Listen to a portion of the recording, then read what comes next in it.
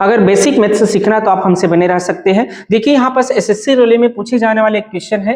एक विद्यालय के छात्रों की कुल संख्या 1600 है और लड़के और लड़कियों की संख्या का अनुपात 11:9 है। इस अनुपात में 4:9 करने के लिए विद्यालय में कितने और लड़कों का प्रवेश देना होगा। मतलब लड़के जो है विद्यालय में और आएंगे तो जिससे नया रेशियो जो है 4:3 हो जाएंगे। तो यहाँ पर 2 रेशियो दिया है। एक वर्तमान में जो दिया है वो रेशियो है 11:9 और वर्तमान में बच्चों की टोटल संख्या दे दिया गया है 1600। यहाँ पर टोटल अगर हम वर्तमान में रेशियो की बात करें, कुल कितना है, कितना भाग है, तो ये बॉयज है और ये गर्ल्स है। तो यहाँ पर टोटल 11 और 9 20 भाग है।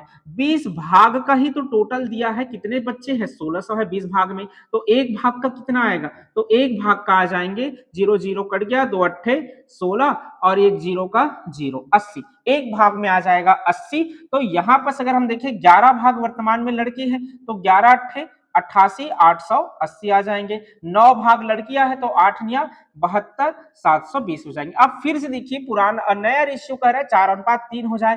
तो नया में वर्तमान में वृद्धि होगा कौन, लड़के की संख्या बढ़ाना है।